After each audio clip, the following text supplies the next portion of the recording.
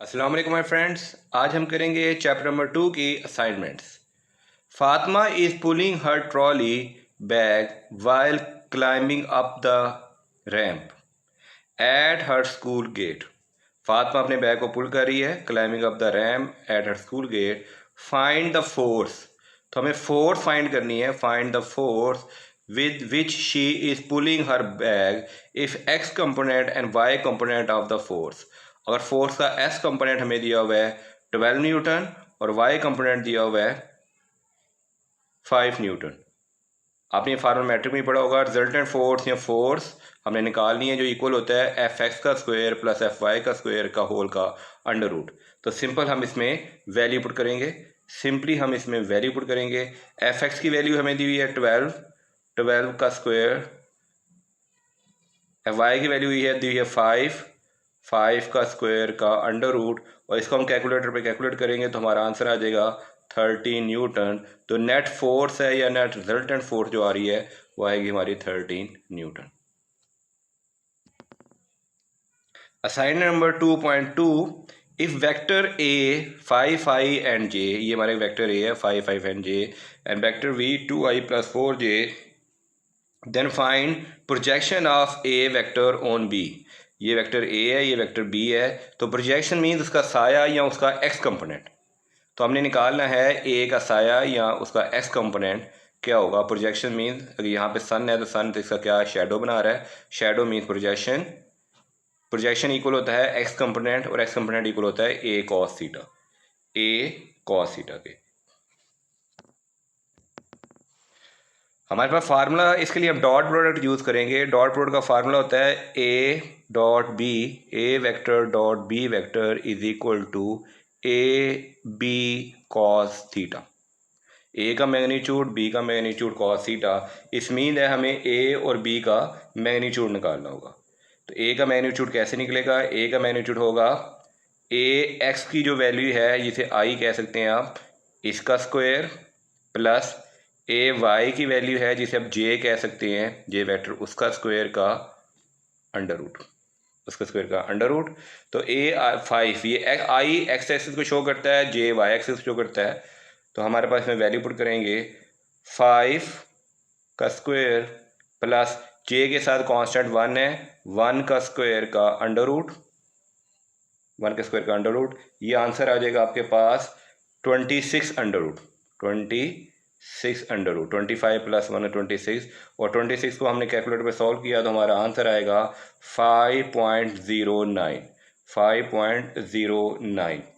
Same process हम B के magnitude के लिए भी निकाल लेते हैं। हमें बी का मैग्नीट्यूड भी निकालना है।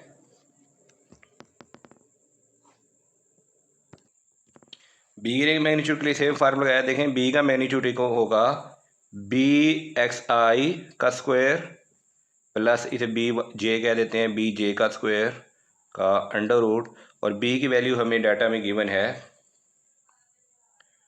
2i4j, 2i4j की वैल्यू मैं यहाँ पुट कर देता हूँ। 2 का स्क्वायर प्लस 4 का स्क्वायर का अंडर रूट, 4 के स्क्वायर का अंडर रूट। इसे हम कैलकुलेटर पे सॉल्व करते हैं तो मेरे पास बी का आंसर आ रहा है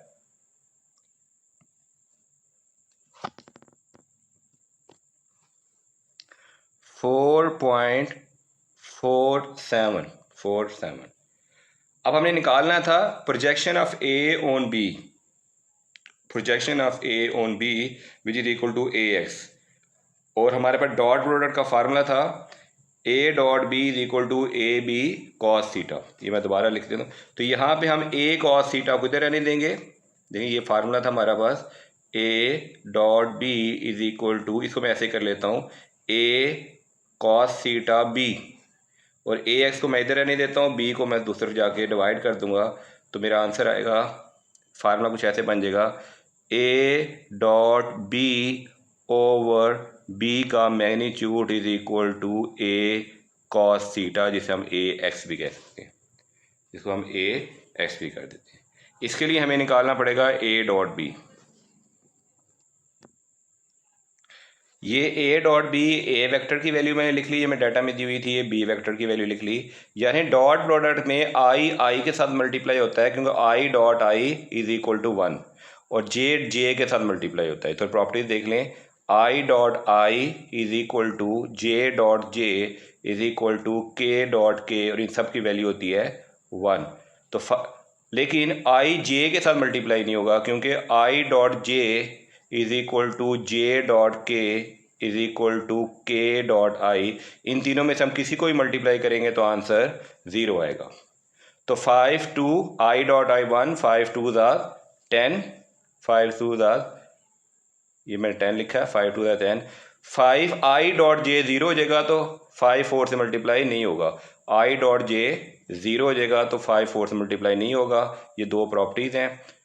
इसे जे डॉट आई डॉट जे या जे डॉट आई दोनों ही 0 होते हैं। आई डॉट जे या जे डॉट आई दोनों ही 0 होते हैं। जे 2 से मल्टीप्लाई नहीं होगा। और जे डॉट जे 1 होता है, जे डॉट जे 1 होता है, तो जे सिर्फ इस जे के साथ मल्टीप्लाई होगा। 1 4 ज़ा 4, 1 4 ज़ा 4। तो ए डॉट बी की मेरे पास वैल्यू आ गई 14। ए डॉट बी की वैल्यू मेरे पास आ गई 14। इस वैल्यू को मैं यहाँ पुट कर देता हूँ।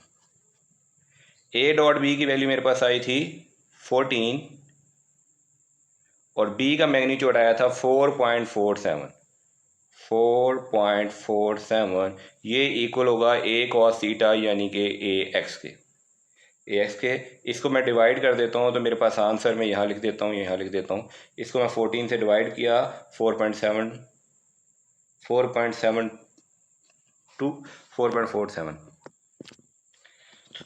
तो मेरे पास ए एक्स की वैल्यू आ गई 3.13। ए एक्स की वैल्यू आ गई 3.13।